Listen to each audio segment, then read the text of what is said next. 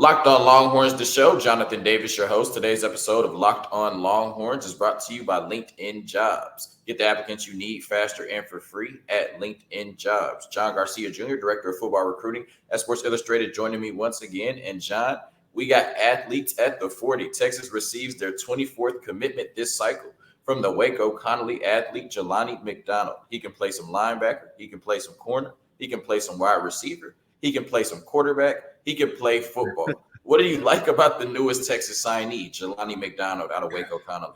It's that he can do a little bit of everything. And when you project that defensively, which is where we think he'll begin his UT career, it's really advantageous, right? You can line him up at linebacker. You can line him up on the edge. He can be your hybrid nickel linebacker, nickel DB type of prospect and can attack going downhill or help you out underneath in his own coverage aspect. I mean, I've seen him running with Cordell Russell, the TCU wide receiver signee down at the All-American Bowl, stride for stride. I mean, so he can run with legitimate wide receiver one type candidates while being big, fast, and strong enough to come downhill and rush the passer from a pure sense. So that versatility is relatively rare.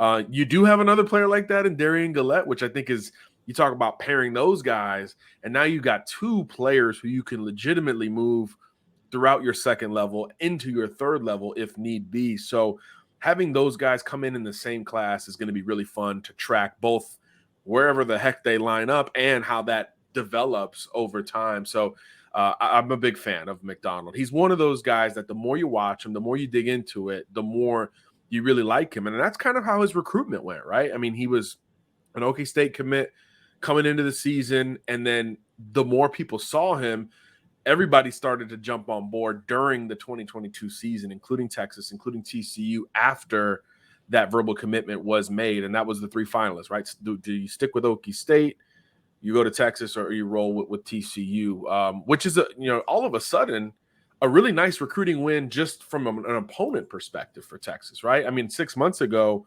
you wouldn't have called a head-to-head win over TCU a big deal, but it feels a little bit different nowadays, especially with what they're doing on the recruiting trail and in the portal relative to what they're doing, of course, on the field. So a huge win for UT. And again, another chess piece, a Swiss Army knife for that defensive class that has continued to stack up with that offensive group. Again, I'm still fascinated by going back to the summer and saying, hey, Arch is in, here we go with the offensive commits. And yes, that still happened. But defensively, Texas has been tit for tat in terms of trying to balance out this class. You hit the biggest needs at the end of the cycle with those edge prospects, heavy on the interior defensively, and now you're sprinkling in just some wild cards like McDonald, who can do so many different things. So I love the balance of this class. I love the close of this class defensively, which, again, is not something I thought I would say 6 months ago when we saw the hype train rolling with Arch and the offensive guys. You mentioned Derion Gullette, and we probably going to see a lot of Jelani McDonald at linebacker. So how do you see him fitting in with some of the other linebackers in this class, namely at the top, Anthony Hill, Smaje Burrell, Liona, Lefau, Derion Gullette kind of as a hybrid, and then Jelani McDonald as a hybrid himself? Yeah, well, obviously with Hill, I think he's, your classic Mike backer. I think he's a guy who will captain your defense, patrol the middle, come downhill and support the run, and let the other guys, handle the rest of it. So naturally, I think there's a lot of flexibility beyond him in the middle going forward. I mentioned earlier Gullette and now McDonald are your hybrid types. I think everyone else fits a little bit more of a niche role. Whether they're a Sam strong linebacker type or a Will off-ball coverage type at that same line. And that's the mark of a great program, right? Bringing in that variance to where, like we talked about last year, hey, Texas brought in an entire offensive line, 1 through 5, ready to start in theory, right? I think you've done that same thing at the linebacker position with even more versatility in that some of these guys could legitimately develop into pure pass rushers to support Vasic and Akana and the rest of the edge guys that you brought in, or they can maintain that second level status and become full-time linebackers within a specific role. So I think there's a versatility for a lot of those guys other than Hill, where I think he's just so solid. His floor is so high as an interior downhill type. I don't think you're going to mess with that too much in projecting him to the next level. Almost all those other guys, you can move them around to a degree, whether it's Sam and Will or linebacker and edge, or even in the case of Gullette and now McDonald, you could throw them in the secondary in a pinch and feel good about your chances. And that's, again, as a defensive coordinator, those are the chess pieces and Swiss Army knives you want to be able to have to move around, given, a question mark of depth or inexperience. Those are the guys that help you win in those margins. And obviously Texas and every school needs that going into the future with all the crazy offenses and variants we see from an offensive standpoint. You just mentioned a lot of the value on the defensive side that is brought in this 2023 class. And this 2023 class is one of the best to date on the 40. As somebody that covers recruiting in and out, how would you compare this 2023 class at the 40 acres to some of the previous Texas recruiting classes? Yeah, I looked back a little this morning. Thanks to your notes there. I knew this question was coming. And let me tell you, this class blows most of the other Texas groups out of the water. I mean, look, last year, I would take that offensive line haul over almost any school. So that group, I think, stands alone. But you can find those small victories relative to this class. But overall, from a balance standpoint, from a star power standpoint, this one's going to be really tough to beat. 21, obviously at the very top, you have Sanders and Worthy. That's excellent at the top, but a lot of question marks thereafter. Obviously, the Bijan class had Bijan, so that one probably gets the kudos just because of that. 2019 was good on paper, top 3 class, but a lot of those guys transferred and kind of didn't work out. But you go to the class before that, 2018, that's the one where I think you could start to say, okay, if there is a challenger, and let me make sure I say this, on paper, I'll take this 23 class over all of these. But on paper, you start to look at 2018, you're like, okay, we have a contender. Let me read off some of the names. Caden Stearns, BJ Foster, Demarion Overshone, Anthony Cook, Josh Moore was great for a long time. Deshaun Jameson was in that class. Keandre Coburn was in that class. Osai was in that class. I mean, the quarterbacks alone were interesting. Cam Rising, still doing it at Utah, and Casey Thompson, who was really important for a period of time at UT. And you even had Dicker the kicker in that class. So that group was really filled out and had a lot of star power at the top, and a lot of guys who were highly coveted who kind of lived up to it at Texas. So that's really the only question mark, of course, we have with this 23 class, because a lot of coveted guys, a lot of star power at the top of it. How will they make that transition? While that remains to be seen, I would still take that group over all these others coming into UT. I just think, again, as we talked about earlier, you knew the offensive emergence was coming as soon as Arch jumped in. That box was checked, right? Arguably the number 1 slot receiver in Johntay Cook. You got the number 1 running back in Cedric Baxter, Arch Manning, great offensive line, nice centerpieces beyond that with Niblett and some of these others that have jumped on board. DeAndre Moore, big time player at receiver as well. But defensively, that's where I go back to with this Texas class. This could have been an offensive heavy group, and it would have still been top 5, and it would have still been talked about at a very high level. But when you balance out on defense and maybe have a better class on defense from an entire perspective, I think you start to feel really good about the future, because that's, again, the side of the ball where there's a lot more question marks. So you fill out a huge defensive line class, huge need, right? You got your big interior guy in Sydir Mitchell and some other players to balance out thereafter, including some really elite edge prospects. We've talked about the linebacker group at length today. And this secondary class is really strong as well. I mean, Malik Muhammad was great at Under Armour Week, had the highlight of the week with that one-handed interception.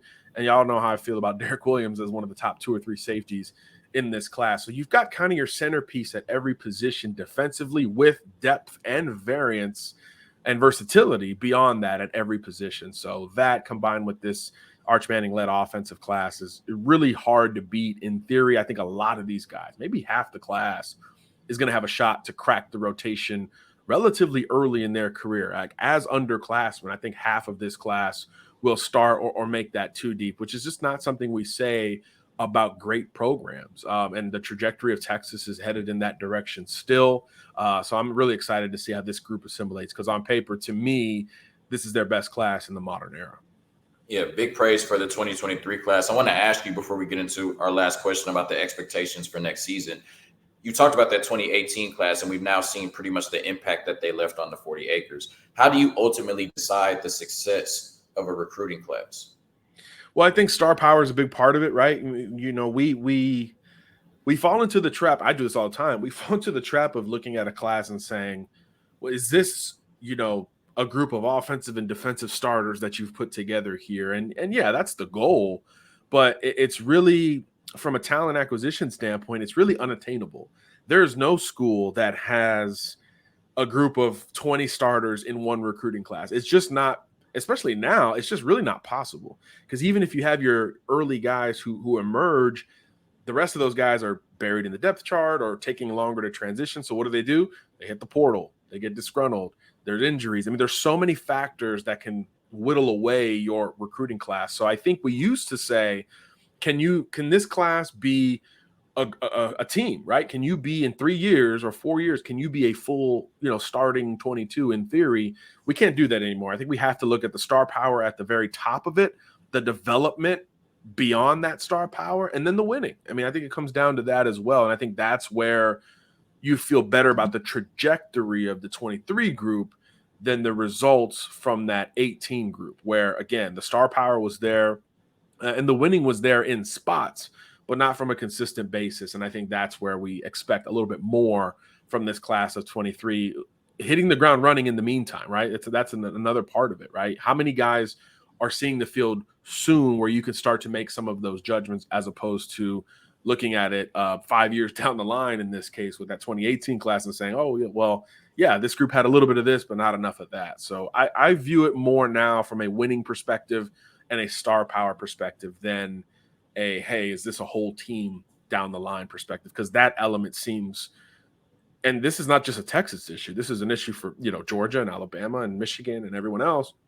There's just not a class that stays that long anymore. I mean, some of these kids across the country enrolling this week at their schools of choice will be in the portal within 12 months, maybe within 6, maybe within 3 at the end of spring ball. So it's really hard to judge a class from an all-encompassing standpoint today compared to even 5 years ago, because of the portal and because of how much fluidity is just expected and a part of the process nowadays. Yeah, I talk about that all the time, that 2018 Georgia class that really set the foundation for their national championship team. But if you looked at it that day, there was a key member of that class that didn't have a key impact at Georgia, and that was Justin Fields, right? Yep. So you want to talk about this 2023 class for Texas. It has plenty of potential for star power with Arch Manning, Johntay Cook, and Cedric Baxter at the top. And with the strong 2023 class coming into the 40 acres, coming off an 8-5 season in Steve Sarkisian's second year, as somebody that's on the outside looking into this Texas program, what are your expectations for the Longhorns next season? They've got to be to take the next step. I think a lot of us thought they would take it this year. Personally, I underestimated the depth of the Big 12. I think we all maybe did, because that thing was nip and tuck, right? A lot of programs outperformed expectations, with the most glaring example, of course, being TCU. So going into next season, the Horned Frogs will be gunned for in that regard. But again, you got to feel good about Texas, right? Obviously, you've got a returning quarterback, which is really – we haven't had that conversation to deal with comfortably surrounding Texas, although we all know in the offseason, once, you know, Arch is there now. I think he rolled on Thursday. Yeah, now it's going to be, can Arch take Quinn's job? Beyond that, you know, there is some stability and comfort at the quarterback position, which is not something Texas fans have enjoyed since Sam Ehlinger. So I do think that already sets the bar higher from an expectation standpoint. And here's the other thing. Talent acquisition is great. This is one of the best classes in America, and the portal's still out there, right? There's still some room to adjust this judgment, and you just expect Texas to be able to splash in that regard, much like they did last offseason. So again, offensively, the expectations are going to be sky high, right? This is a stacked group. These young offensive linemen will have developed a little bit more, and skill position players have rarely been the issue at UT, even when you're replacing a legend like Bijan Robinson. Defensively, again, more talent on board, and guys who are, in my opinion, more equipped to hit the ground running in the modern scheme. And that's where, again, I'm looking at this class to have a really big influence. I think more defensive players see the field out of the gates than offensive players in this class. Really offensively, I think Baxter's the safest bet to jump on the field. Cook and those slots probably thereafter. But defensively, could you really have a hard time imagining a Malik Muhammad cracking the rotation, a Derek Williams, an Anthony Hill, a Colton Vasek cracking the rotation? It really doesn't take you a lot of imagination to get to those points.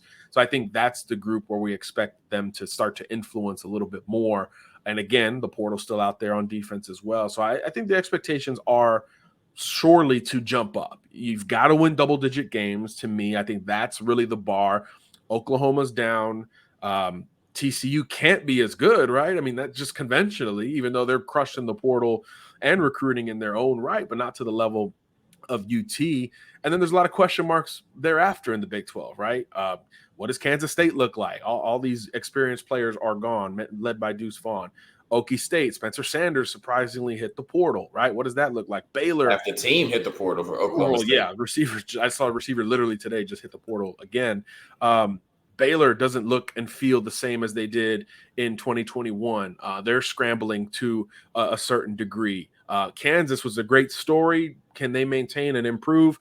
That remains to be seen. I just think the Big 12 has a lot of question marks that don't necessarily have that same arrow pointing up the way Texas seemingly does. And that's following a 22 season where some games were left on the table. I mean, your audience knows that better than I do. So 8 wins should challenge for 10 or better in 2023, especially if there is a comfort there at the quarterback position. I think how Sarkisian handles this Arch Manning, Quinn Ewers dynamic will be fascinating. He's had to do it before with high-profile quarterbacks going back to his Washington and USC days, certainly again at Alabama. But I think how he handles kind of those expectations will be key for Quinn's next step. Because remember, first-year starter, even with all the hype relative to Arch Manning. So I think if that is handled correctly, which you get the sense it will be, I think this team is really on the up and ups for a nice improvement in 23. They should be ranked in the preseason. To me, it's a top 15, top 20 type of class, right, or school right out of the gates in those rankings. But depending on how the portal shapes up and spring ball, I think this could be a top 10-ish program when we open up 2023. But that's just me. Yeah, we have all offseason to Sark expectations, but right now I feel like in year 3 for Sark has to be 10 wins, Big 12 championship for bust. John Garcia Jr., Director of Football Recruiting at Sports Illustrated, joining me once again. Hook 'em. Peace.